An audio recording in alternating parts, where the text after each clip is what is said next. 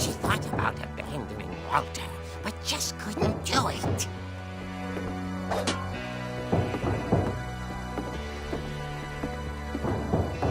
Molly's door hadn't been opened in years. The hinges groaned.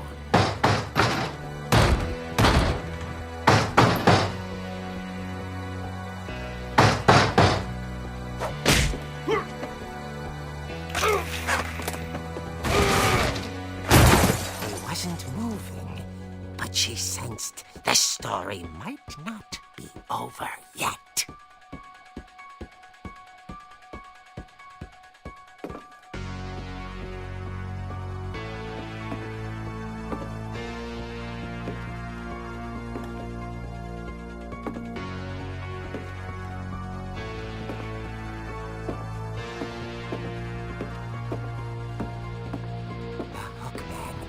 Vanished. She listened for his breathing, but all she heard was...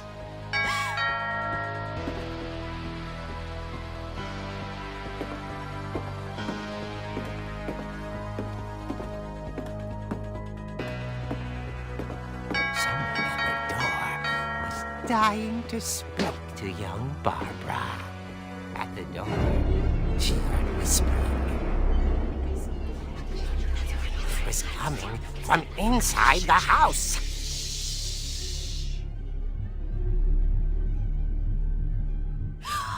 Oh dear. Surprise! Bravo! You were wonderful. The monsters had come to surprise her.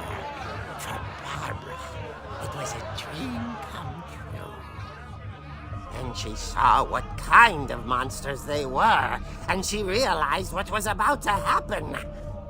She was going to be famous. And with her final breath, Barbara Finch gave the performance of her life.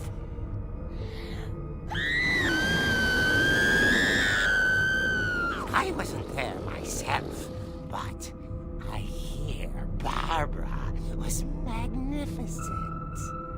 Poor girl. She had a taste for stardom. But unfortunately, so did her fans. Of course, the police blamed it all on poor Rick, who disappeared the same night.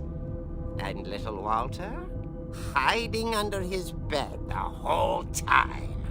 He took it all pretty hard, but that's another story. As for Barbara, tucked inside the music box was all they ever found of her. Her ear. Now that's what I call a real eerie tale.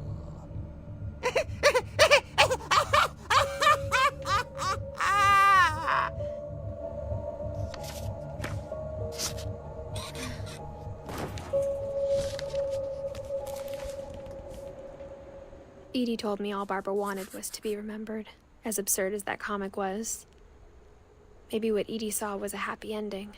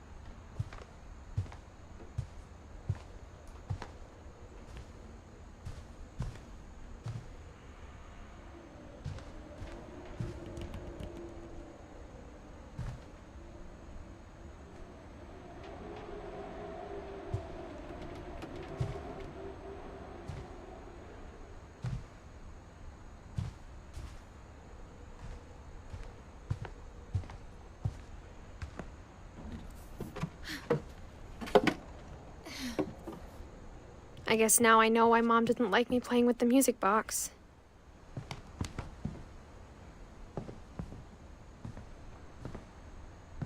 funny. All those times I played with the music box and never found the basement key.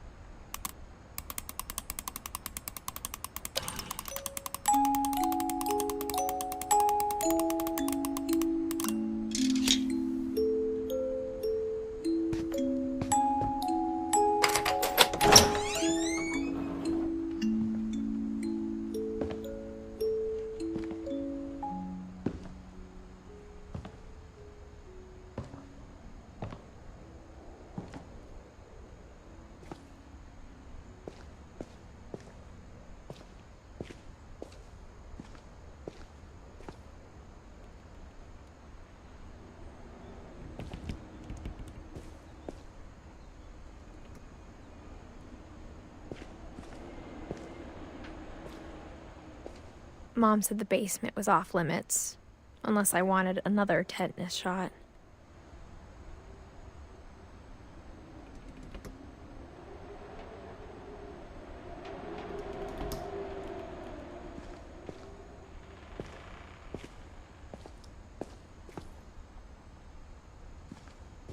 I saw Edie sneak down to the basement once, carrying packages.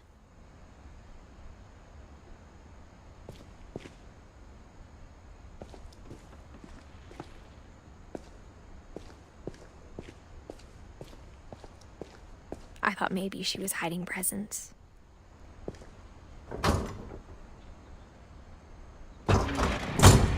It turned out she was hiding a lot more than that.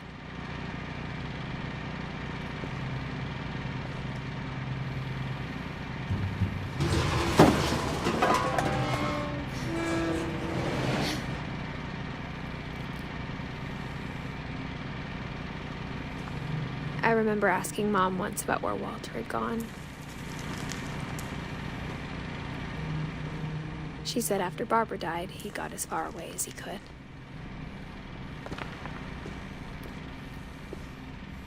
If there's a pattern in all these stories,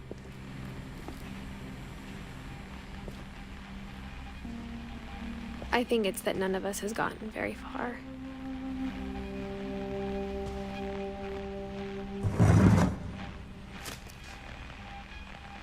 Goodbye, everyone. I can't believe I've been down here for 30 years. On that first day, after the shaking started, I didn't think I'd survive a week.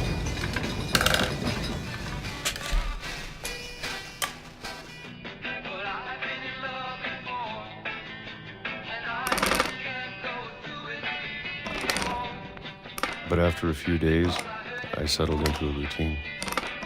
That's what kept me sane. Having a schedule, living for today.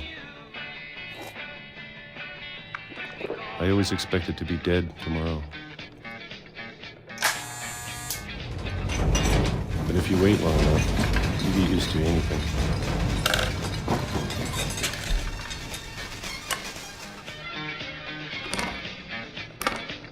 Even a monster on the other side of the door starts to feel normal. Almost friendly.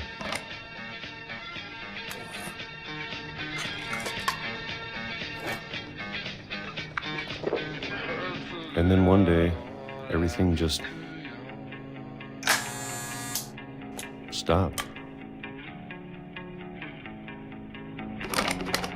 Whatever that thing was, it was gone. Maybe it got tired of waiting. Or maybe I just got tired of being afraid.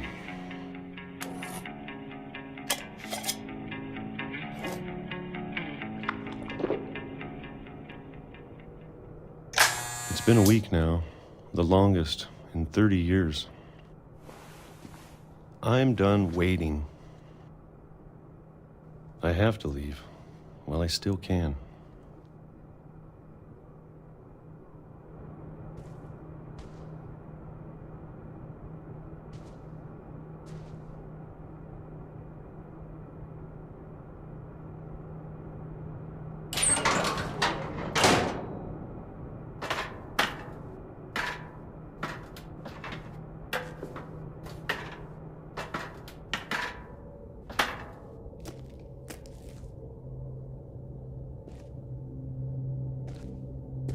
I know it's out there, somewhere. Whatever killed Barbara and Molly and Calvin.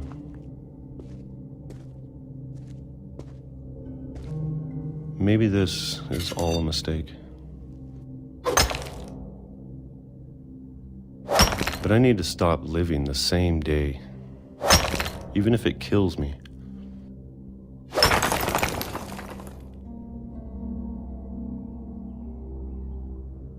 Whatever's out there, I want you to know I'm ready for it. I'm going to appreciate all of it, especially the food. I don't mind if I only have a year left, or a month, or a single week. I'd be happy with one new day. I can already imagine the sun on my face.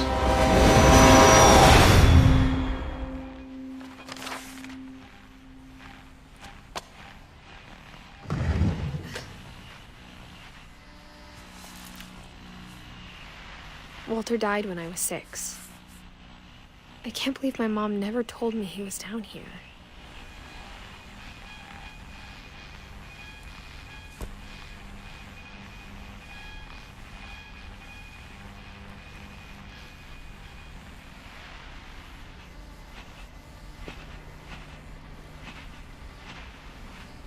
I'm sure my mom was trying to protect me.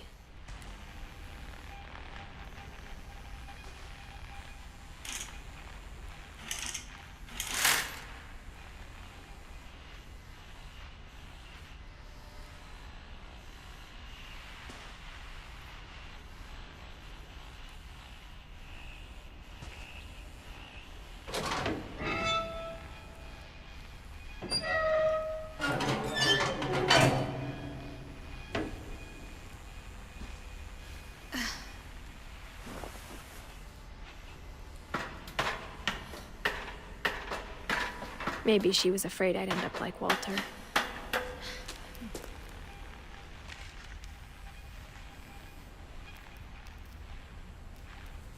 But if she never told me about an uncle under the house, I can only imagine what else she was hiding.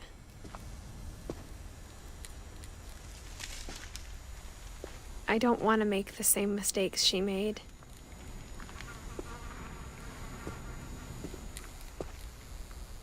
Trying to bury something that's still alive.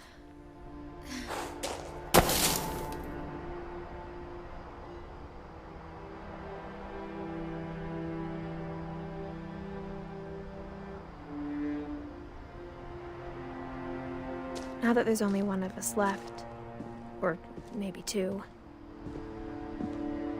I thought it was time I heard the stories for myself and found out what happened to everyone else. But now I'm worried the stories themselves might be the problem. Maybe we believed so much in a family curse, we made it real.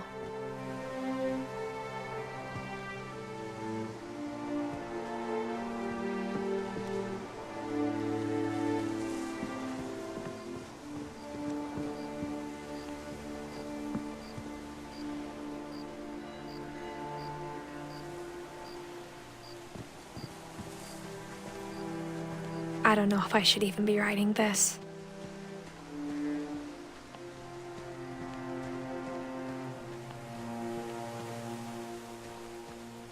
Maybe it'd be better if all this just died with me.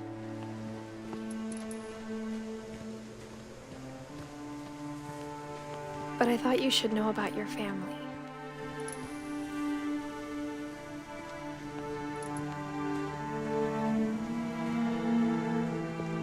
And the history you're a part of.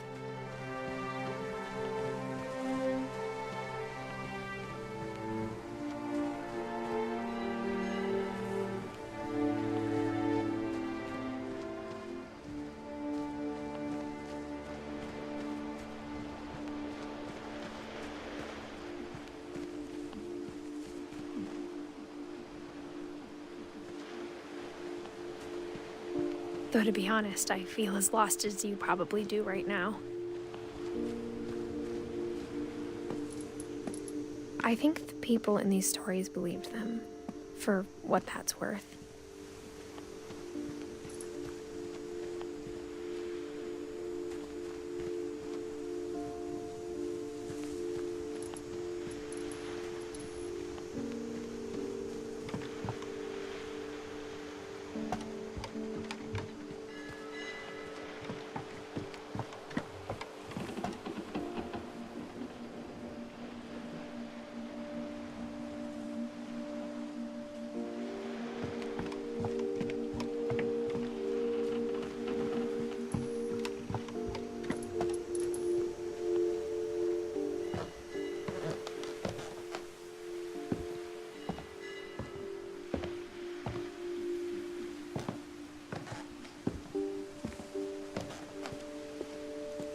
And when you look at the house, that history of imagination and stubbornness and madness, any of it seems possible.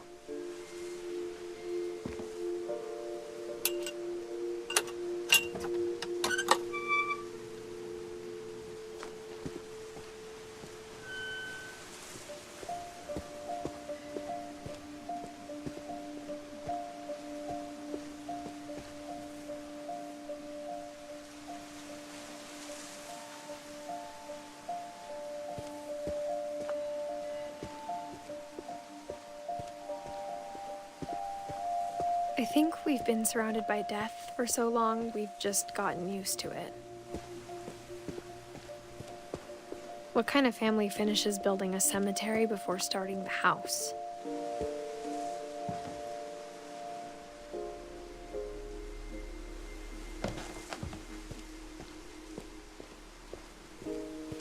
It's embarrassing for me to admit this, but the pet cemetery made me more uncomfortable than the human one. 3 of the gerbils were mine, and 2 had been my fault.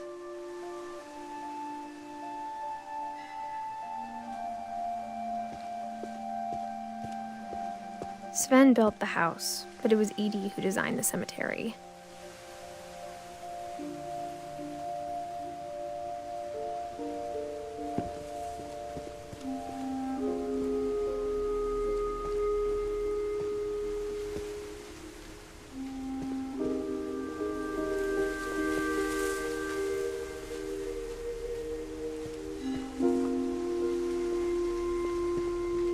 I'm sure Odin's monument had been Edie's idea. My mom was always trying to move on, but for Edie, the past never went away.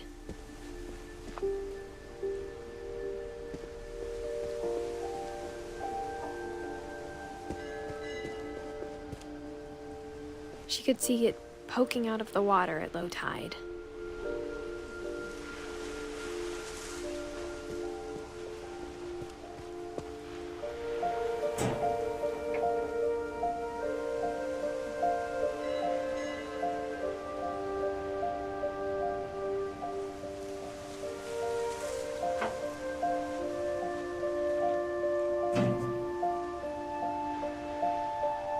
Edie said she dreamed about the old house every night.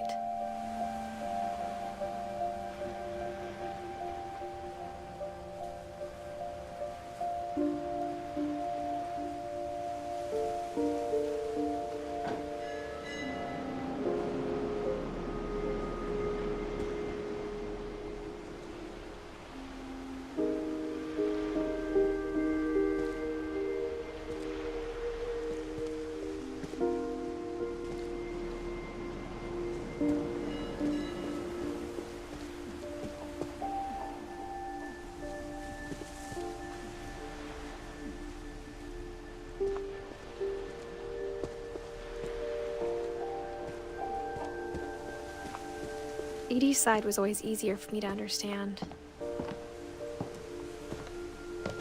But the older I get, the more I can see where my mom was coming from. Her dad had been pretty strict, but it wasn't enough to save her brothers. She was just trying to do better.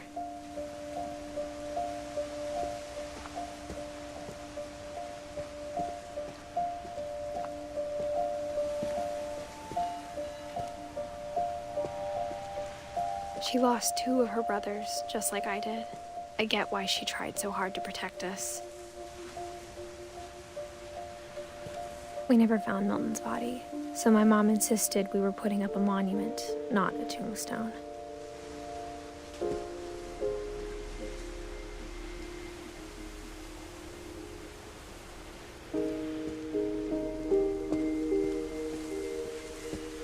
There's so many things I wish I could ask my mom now. Part of me thinks this is what she wanted all along. For me to come back someday and find everything out for myself.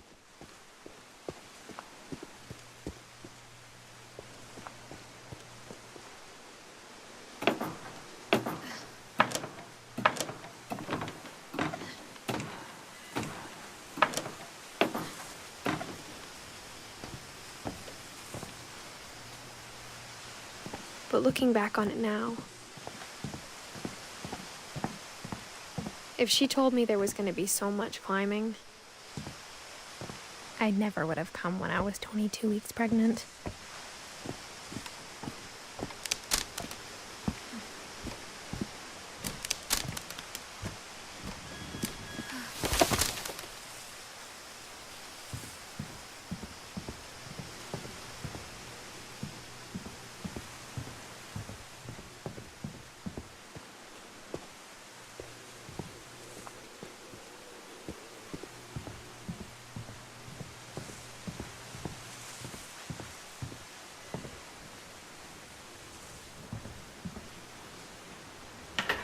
I never met Grandpa Sam, but I think he and my mom had a lot in common.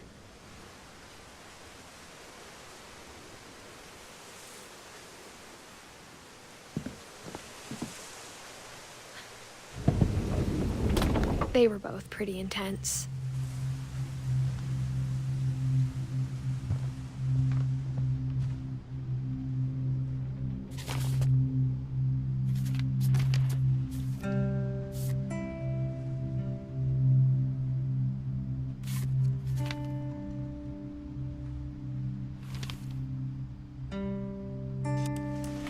Dawn, I promise, you'll never forget this weekend. Yes, sir. These memories are gonna last a lifetime. Am I gonna have to shoot anything? It's a hunting trip, Dawn. Shooting is strongly encouraged. What?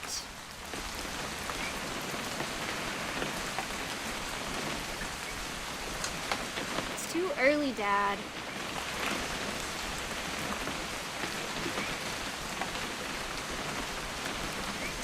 Okay. Perfect. It's gonna rain the whole weekend, isn't it?